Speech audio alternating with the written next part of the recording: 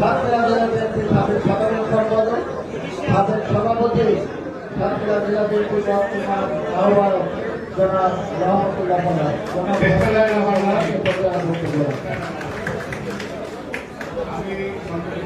প্রিয় সাথী ভাইরা, আসসালামু আলাইকুম। সময় খুবই স্বল্প, ওই শেষ পর্যন্ত আহ্বায়কের সময় সময়টা কমে যায়, সেখানে আজান হবে। আপনারা কাছে একটা বিষয় ব্যাখ্যা করবে, আমি কিছু পয়েন্টের উপর কথা বলব। প্রথমত, আপনার টপ ট্রিপিং বাটন একটা আছে রাজনীতি, উপর থেকে আশীর্বাদ, হোটেল থেকে নিচ পর্যন্ত আসে। আরেকটা হচ্ছে বটম টু টপ।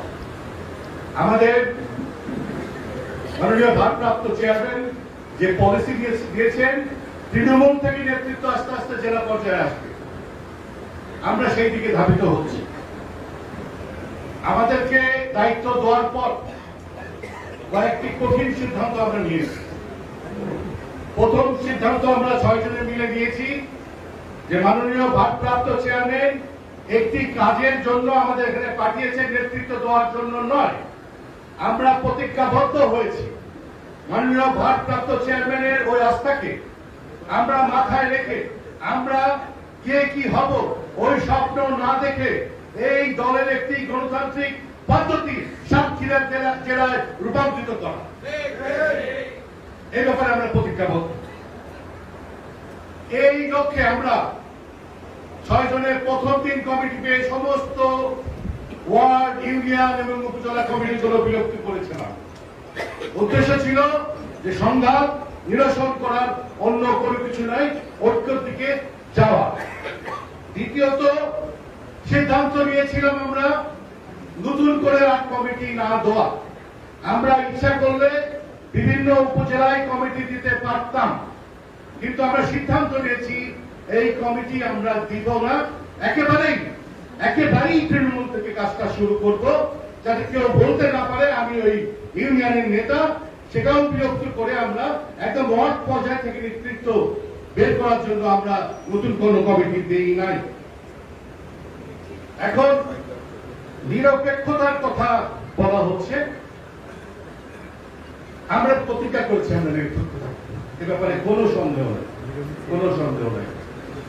আপনাদের সার্চ কমিটি গঠনের যে প্রক্রিয়া, অনেকেই বলেছেন বিতর্কিত ব্যক্তি ত্যাগের কথাটা আমি একটু বলতে চাই। আসলে যেহেতু এখানে আমি ব্যক্তিগতভাবে জড়িত, ত্যাগটা যদি 20 থেকে 24 করেন আর যদি 10 থেকে 20 বাদ দিয়ে দেন কিন্তু বাদ হয়ে যায়। আমি 8 বছর সভাপতি ছিলাম এই জেলা, কিন্তু 20 থেকে ছিলাম না। এখন যদি বলেন আমি ত্যাগী না, তাহলে তো আমার কিছু করার নেই। ত্যাগ এক এক সময় এক এক ব্যক্তি এক এক সময় ত্যাগ করেছে, সেই প্রত্যেকটা ত্যাগের মূল্যায়ন করতে হবে। এটা কোনো বিশেষ সময় না, 22 থেকে 24 আর 20 থেকে 24। এই ত্যাগ 13 সালে, 14 সালে, 15 সালে যতগুলো মামলা হয়েছে তার অর্ধেক মামলার পরের বছরগুলো তো হয় না। যতগুলো লোক মারা গেছে, শহীদ হয়েছে, আহত হয়েছে, তার বলা হয় না। সুতরাং ত্যাগটা কিন্তু কোনো সময়ের মধ্যে না। এই ত্যাগটা আমাদের দলে এর আগেও আমরা যারা ছাত্র দল করেছি, এখানে থেকে সাহেব আছেন, আমি যখন ছাত্র দল করেছি কি কষ্ট করেছি আমরা জানি, সেটাও ত্যাগ। আমরা শুধু ওটা দেখবো, আমাদের দলে এই প্ল্যাটফর্ম থেকে কেউ যদি বের হয়ে নিজেকে সুবিধার জন্য অথবা লাভের জন্য আওয়ামী লীগের সঙ্গে সম্পৃক্ত হয়েছে, তাদেরকে এই দলে কোনো পর্যায়ে জায়গা দেওয়া হবে না। তবে আমাদের কোন ভাই নির্যাতিত, নিষ্পেষিত